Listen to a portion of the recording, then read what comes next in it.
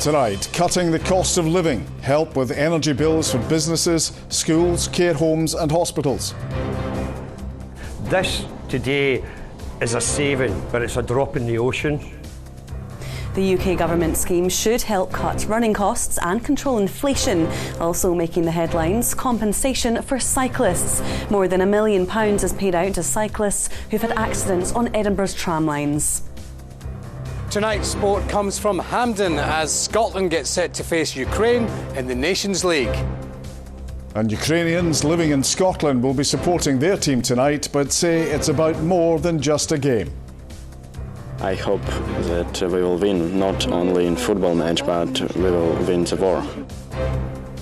I'm Vanessa Kennedy in Edinburgh. And I'm John Mackay in Glasgow. This is the STV News at 6.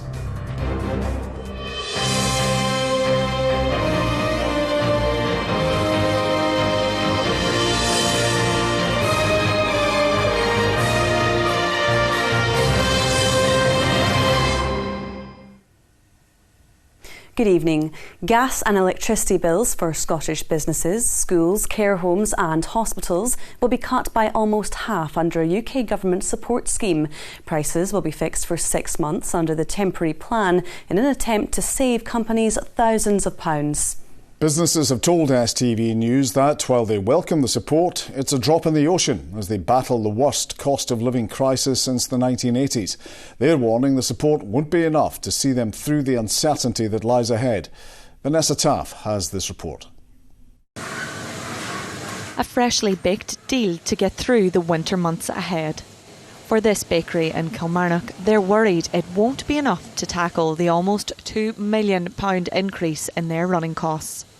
This today is a saving, but it's a drop in the ocean. You know, it needs to be reflected in all our other products that we're buying in, like your egg and your milk. I would like to think that this, what the government has announced today, it will be more than the 6 months, because 6 months will not see us through. We need a year and a half to get back to some sort of normality. Despite the government's intervention on energy bills, this business's other essential costs are also rising. That means they don't have the spare cash to invest in more energy-efficient technologies, which would help further bring their bills down. Under the scheme, energy bills will be almost half of what was predicted. Electricity will be fixed at £211 an hour, with gas set at £75 per hour of use. It's not clear exactly how much this will cost the government, but it's expected to be billions of pounds. Essentially recognising that there is an urgent problem now that needs a big package, a broad scheme, but because people have hedges and long-term contracts, it will be possible to fuller analysis of the market to understand where support is most needed during the 6-month period. It is regrettable that this is being paid for by saddling people with more debt rather than by taking a windfall tax forward on the energy companies who are going to make exorbitant profits as a consequence of energy prices. At this hairdresser's, Leanne is doing everything she can to keep her business afloat. I've had to reduce staff levels to try and accommodate work at longer hours just myself. I've took on some college placements to try and help for support for myself, but to keep the funds down as well to try and manage these bills. I've had to try and work with other companies and reduce prices and do offers and things just to try and keep business going, but hopefully you know that things will settle soon. While this support may be a lifeline to keep some businesses moving, many are asking themselves how they'll get through the tough days ahead. Vanessa Taff, STV News. Well, our political editor Colin Mackay joins us. And Colin, what other reaction has there been to this? Well, it's been welcomed as far as it goes, but businesses are left wondering, well, what happens to us in 6 months' time? Because many sectors have to plan much further ahead than that will allow them to do. So it will keep them going at the moment. It will stop them going bust, stop other companies going bust, some already have. It will stop them losing jobs. And crucially for the retail and the hospitality sectors, it will get them through Christmas, because this is a huge government support package. It's been funded by borrowing. It's estimated to cost, just for this 6 months alone, about £25 billion. And I think what was quite strange about this today was that it was just announced in a press release. Something of that scale you would have expected to have been announced in a statement or in a debate in the House of Commons. Jacob Rees-Mogg, the Business and Energy Secretary, says that it's a simple system, just like the domestic energy price cap. But as you heard in Vanessa's report there are a lot of other costs that are still going up. Tomorrow all eyes will be on the Bank of England to see what they do with interest rates, to see how much mortgages are going up. Colin at Holyrood, thank you.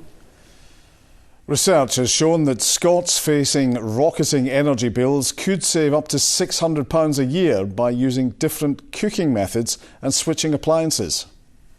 It comes as a budget expert warns that more families than ever are reaching out for help keeping food on the table due to the soaring cost of living. Polly Bartlett reports. You're supposed to just get like a bit of kitchen roll or a cloth and just wipe it.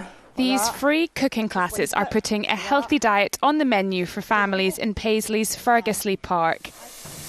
They're helping mums like Karen keep hot food on the table as the cost of living crisis continues to bite.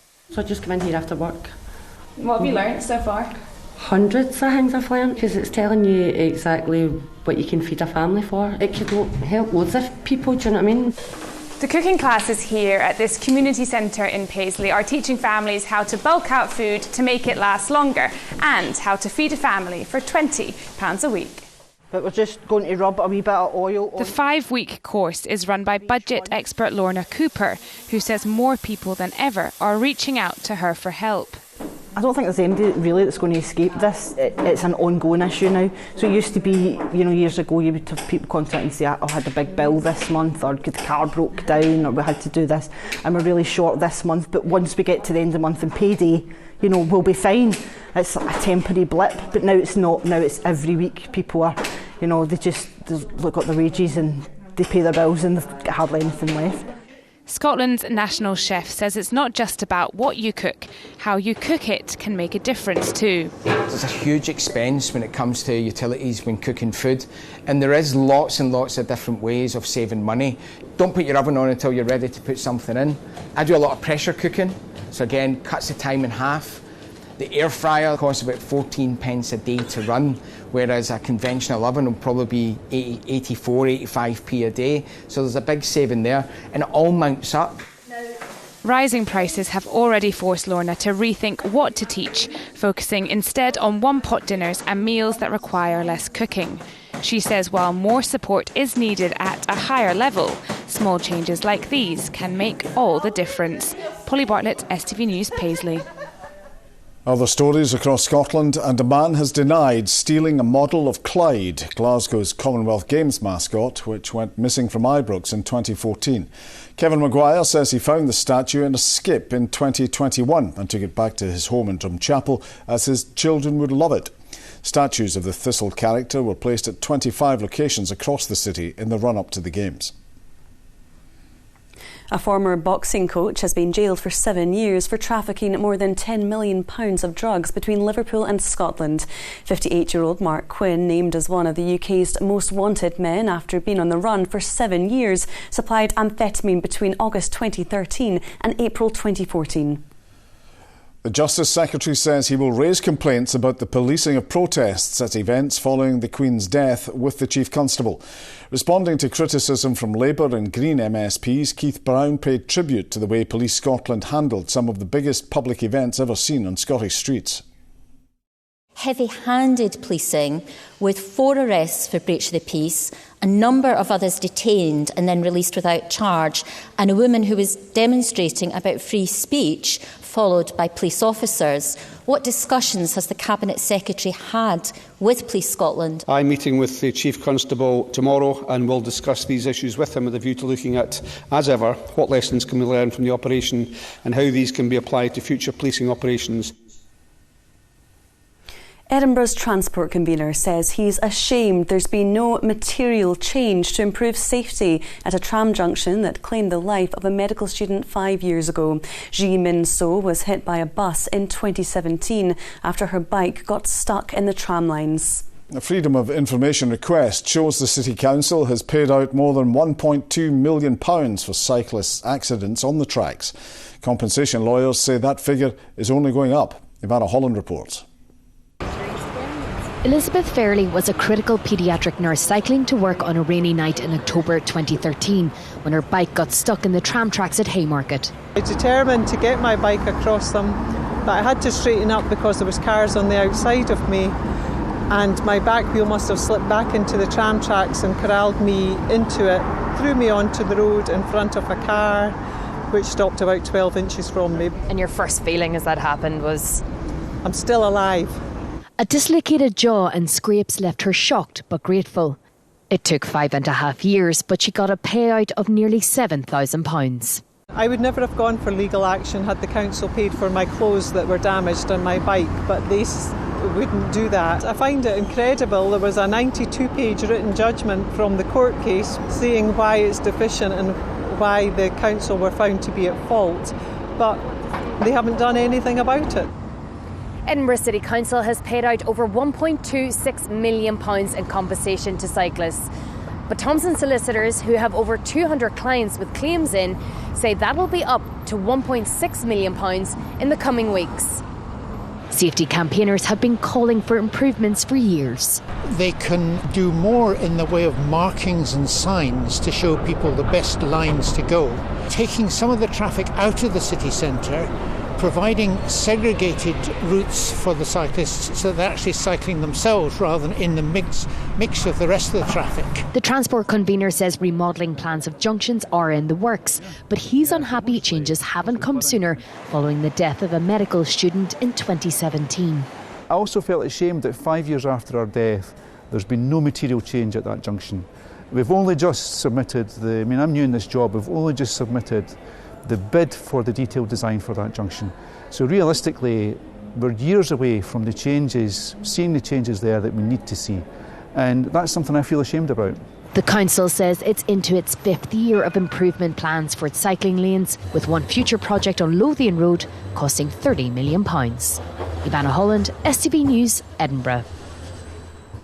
Campaigners are set against a plan to build hundreds of flats in Shorelands. Members of Living Rent say the £150 million proposals price locals out of the area, as Caroline Lewis reports. A relic of the late 1960s, the Shorelands Arcade is in desperate need of redevelopment. Currently, it's earmarked for 600 luxury flats, a plan which hasn't had a glowing reception from some residents. I'm not sure that Shoreland needs luxury flats at all. Just normal, for the normal people living. Basically, we don't want it all too fancy. It's going to impact it terribly. We haven't got the infrastructure here. That's it. 600, did you say? The design currently is only for high-end flats and contains no social or affordable housing, something Group Living Rent say will push up prices in the area. It's threatening to really push out local residents and local businesses. I think the developers themselves have admitted in their planning application that it will contribute to gentrification and it will lead to local residents and local businesses being pushed out of their community. But there's also concerns over its size. At its tallest point, the design will stand at 14 stories high, effectively eclipsing the tenements it faces. And there's also fears the large influx of people will add pressure to already strained services. People want a development that meets needs in this community. They certainly don't want a development that is going to add to some of the existing pressures, whether that's pressures on how much people are paying in rent, on pressures for public transport. So it's really important that this decision is the right one for the people of Shorelands. Beneath the flats will be ground floor shops and commercial space, which the developer says will support local jobs. We asked them for further comment, but received no reply. Residents now have until the 10th of October to express their views. Caroline Lewis, STV News. It's a big night for Scotland. Rahman is at Hampden.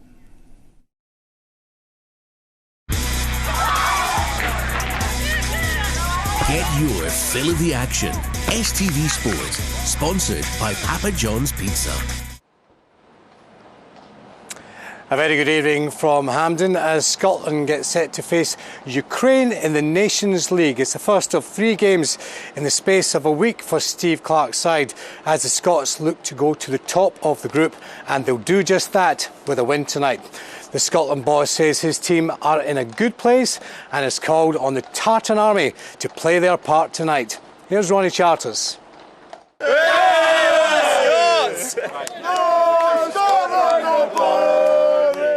Gearing up for the rematch.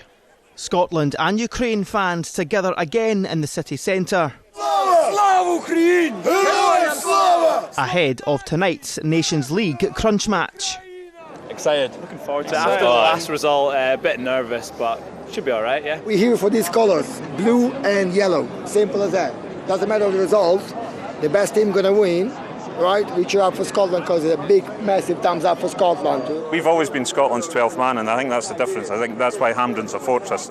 For these Scotland players, a near sold-out Hampden Park awaits tonight, something their manager hopes will make the difference. I think it's an indication of how well the team and the squad have done over the last couple of years. They've got the Scottish public back on side. 2 full houses at Hampden. Doesn't always happen like that, so it's nice to know that the crowd will be there, and I'm sure the crowd will be 100% behind us as they normally are. This is how the group shapes up ahead of tonight's match. Scotland second, a point behind Ukraine. 3 games to go, with Ireland at home on Saturday and away to Ukraine and Poland next week. One former Scotland international admits the Hampden matches are crucial. We're outsiders in this game, but it's a big one for us. I think Stevie Clarke's had a little bit of time to get the group together again. There was a bad result against Ireland over in Ireland, and I was at that game, and it wasn't our best moment, but there's enough good players there. Every game's a kind of must win in your head, but it would be very, very helpful.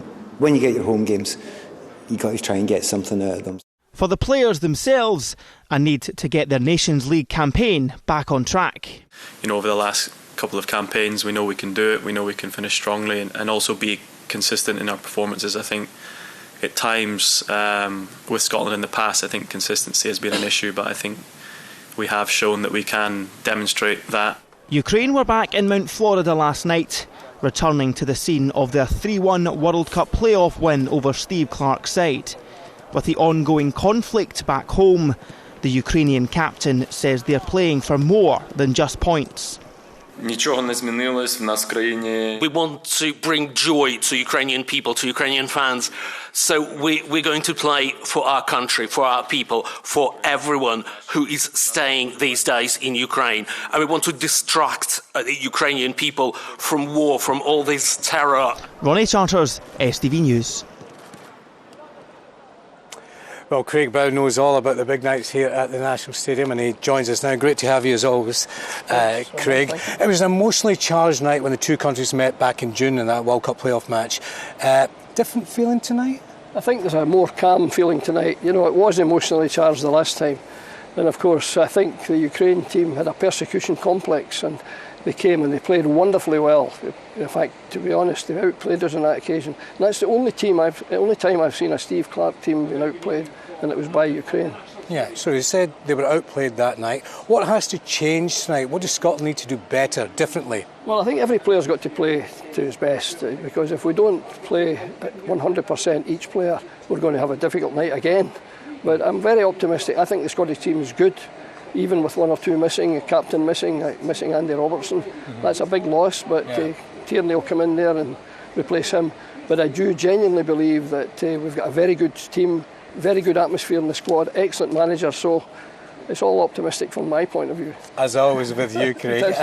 It looks like Steve Clarke's going to go with the 3 centre-backs and the 2 wing-backs. Are you a fan of that shape? Yes, indeed. That would be my favourite shape.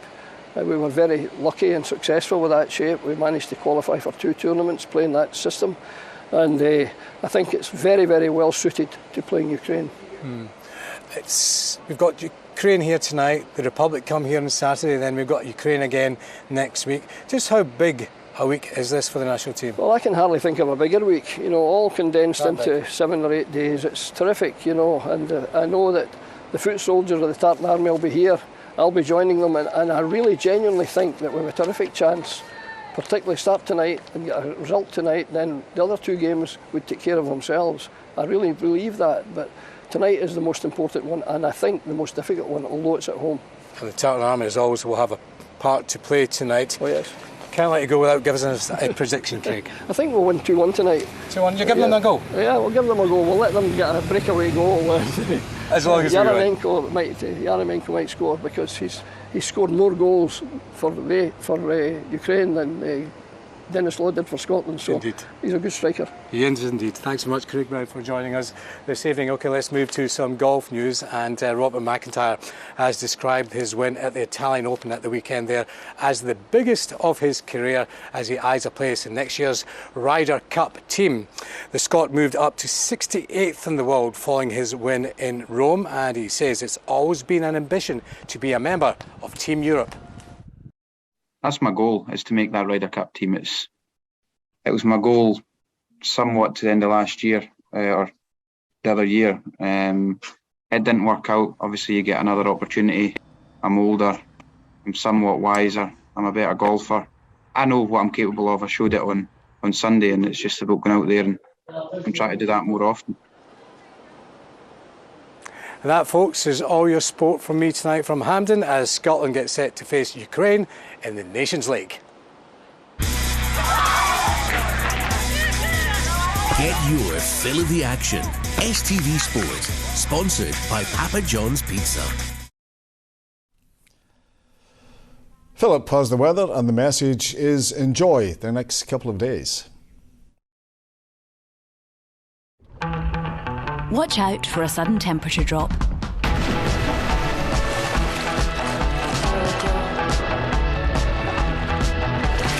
TUI Blue Hotels sponsor STV Weather. Well, throughout today, our weather was still dominated by this area of high pressure that kept things generally fine and settled. Over the next 24 hours, that high pressure is slipping eastwards, and it will be replaced by low pressure that's moving in from the north, and that will introduce some very wet and very windy conditions for the end of the weekend. Back to just now, though, and as we head through this evening and overnight to begin with, things will start off relatively dry. We could see some mist and fog patches in places, but then through the course of the night, we'll see these complex frontal systems banding together and introducing some thicker cloud and this large band of rain. That will become more widespread overnight. There will be some heavier bursts in the mix. We'll also start to see the winds picking up strength too. So with all the wind, the rain and the cloud, it will be a mild night to come. Temperatures dropping to lows of around 13 or 14 degrees Celsius. Looking ahead to tomorrow, a damp start to the day. Through the central belt parts of Ayrshire and Lanarkshire, we will continue to see some heavier bursts of rain through the morning. Eventually, though, that frontal system will clear southeastwards. We'll have some lingering cloud across eastern areas. Further west is where we'll have the best of any sunny spells, and in the best of the brightness, temperatures reaching highs of 16 degrees Celsius. Looking ahead to Friday, there's still a chance of 1 or 2 isolated showers, but overall a dry day, plenty of sunny spells, but feeling a little bit cooler, highs of 15 or 16 degrees. Bye-bye. TUI Blue Hotels sponsor STV Weather. And finally, for Ukrainians living here, tonight's match at Hampden is about a lot more than football. Yes, many see it as a welcome distraction from the troubles in their homeland. Here's our senior reporter, Gordon Cree. The trip from Edinburgh to Hampden Park is a short one for Ukraine fans, especially when set against the turbulent journey they and their country have been on for much of the past year. I'm going just to support Ukrainian team and Ukraine, and the best victory for us will be to win in the war. I hope that Ukraine win, but I will not offend if Scotland win, because it's very friendly to Ukraine country. I hope that we will win, not only in football match, but we will win the war. I want that our team feel our support, yeah. And good luck to Ukraine. And what do you think the score might be tonight? I think it's probably be 3-1. The organiser of this outing told me how much it all means. A bit of fun in this madness that we're living. Just to go through and for 2 hours or whatever, just to relax and enjoy. Scottish fans, when they lose, will be amazing like they were the last time, because the last time they were so humble in defeat, and they lined the paths for us when we came out, so they were incredible. Slava Ukraini! Heroям slava! Well, the trip to Hampden has now begun. Ukraine will have support from around the world for this game, and maybe, just maybe, a win tonight will be another boost in morale to keep the flag flying back home. Gordon Cree, STV News, Edinburgh. Just for tonight, I'm not going to wish them good luck. That's all from us for this evening. To enjoy the rest of your evening. Good night.